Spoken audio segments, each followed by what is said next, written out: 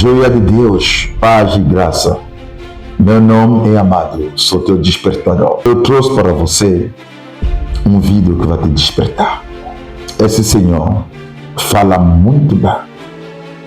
Explica as coisas muito simples e na profundidade.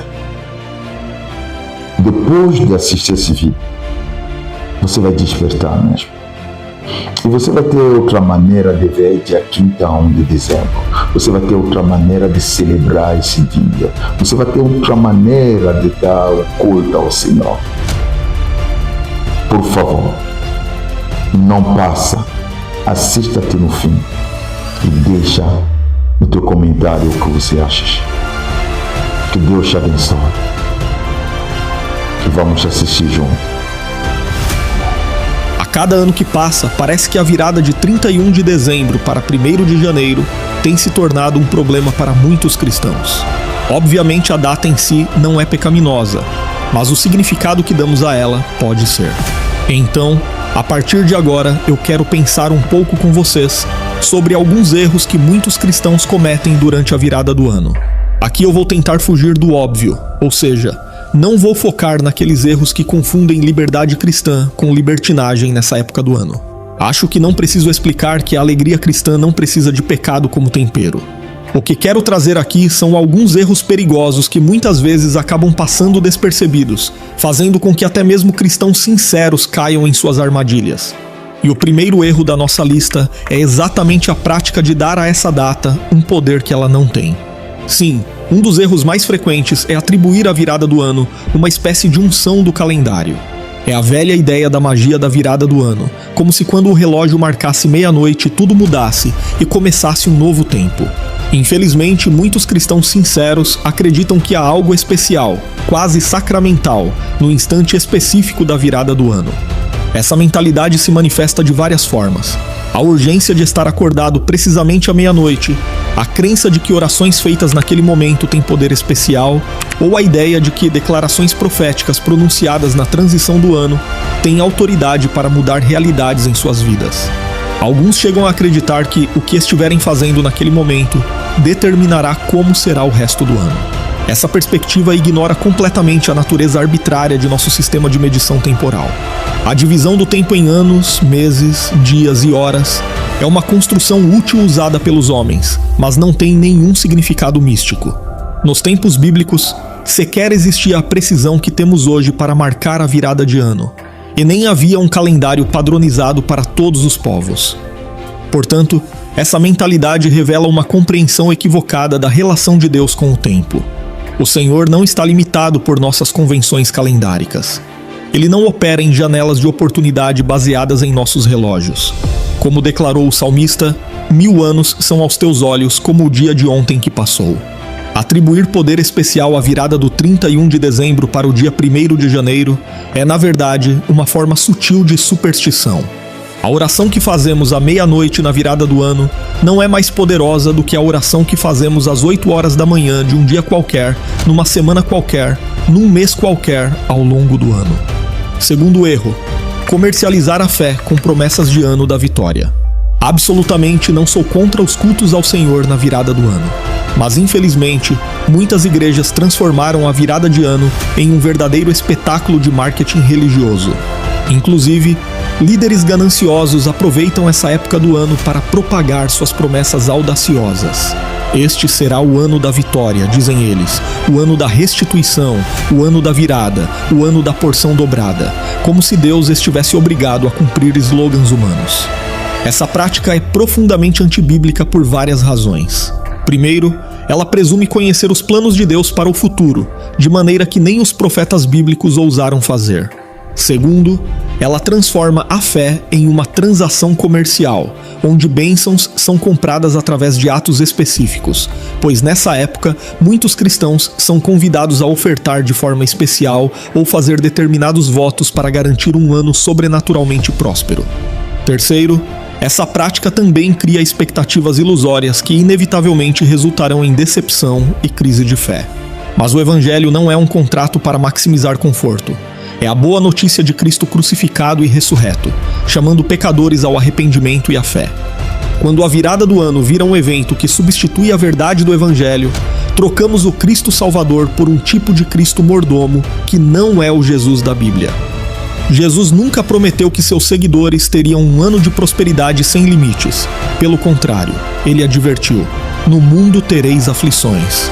De fato, este é um erro muito perigoso. Quando o cristão passa a interpretar o novo ano como um tipo de garantia automática de prosperidade, ele deixa de lado uma doutrina central, a providência soberana. A Bíblia não promete que o próximo ano será mais fácil. Ela promete que Deus será fiel. Consequentemente, o terceiro erro é confundir bênção com conforto. Muita gente pensa que a ideia de um ano abençoado significa um ano sem problemas. Porém, essas pessoas se esquecem que Deus abençoa também quando disciplina. Deus conduz também pelo deserto.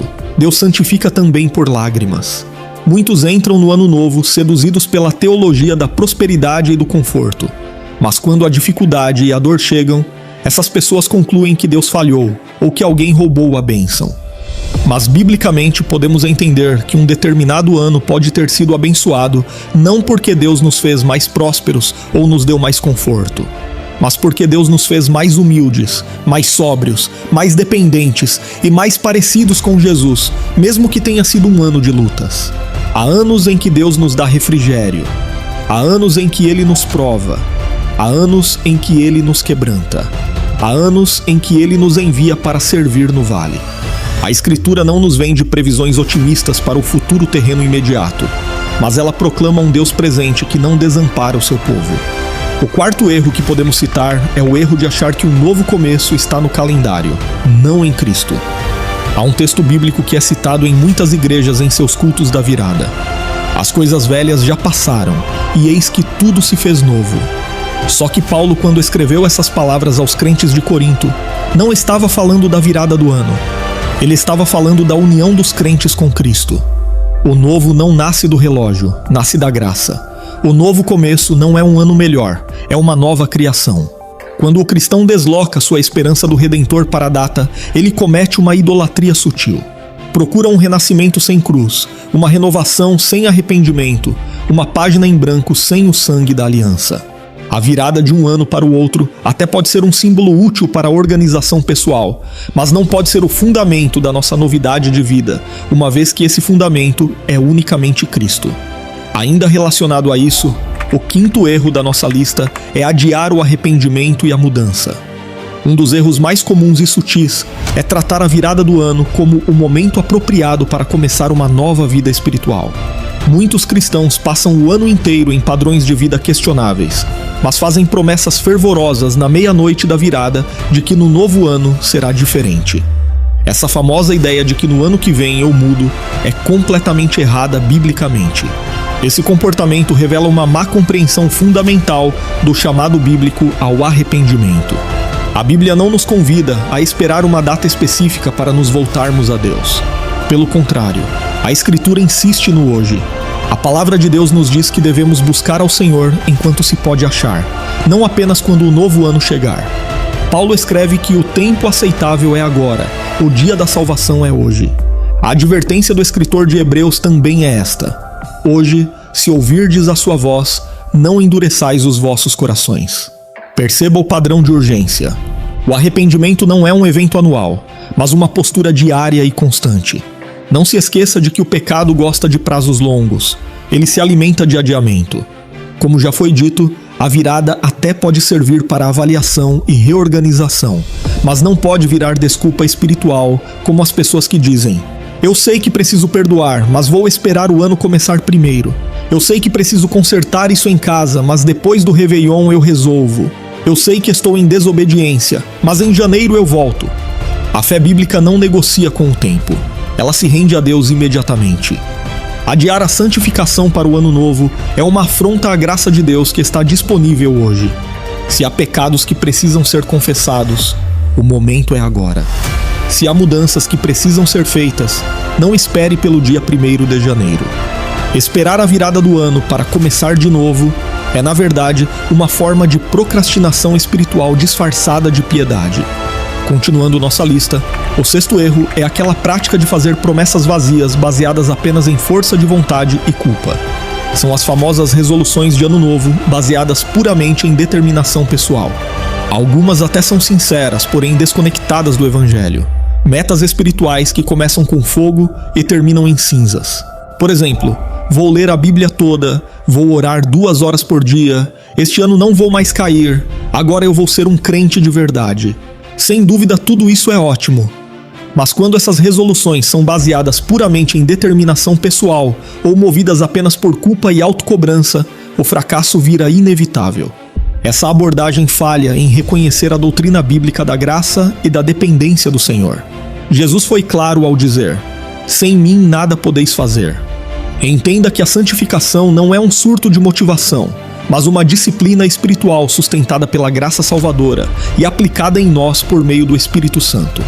O problema não é ter alvos, mas é tentar viver como se a carne pudesse produzir o fruto do Espírito.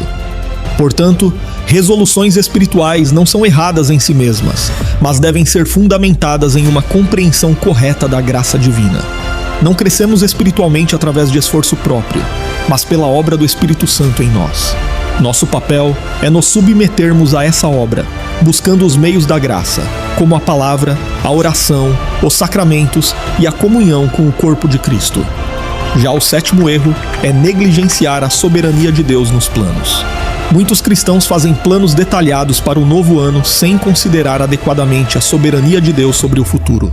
Traçam objetivos profissionais, financeiros, ministeriais e pessoais com confiança absoluta de que tudo acontecerá conforme planejado. Mas Tiago, em sua epístola, repreende a arrogância de quem diz: hoje ou amanhã iremos, negociaremos e ganharemos. E nos ensina que em vez disso devemos dizer: se o Senhor quiser, viveremos e faremos isto ou aquilo. Perceba que Tiago não proíbe o planejamento, ele condena a presunção. Nós podemos e devemos planejar, desde que com humildade e submissão à vontade soberana de Deus. Nossos planos devem sempre incluir a cláusula implícita: se o Senhor permitir. Devemos segurar nossas expectativas com mãos abertas, prontos para aceitar que Deus pode ter propósitos diferentes dos nossos. Planeje sim, trabalhe sim, seja diligente sim, mas jamais como se você fosse o Senhor de sua vida. Existe um Deus, mas esse Deus não é você.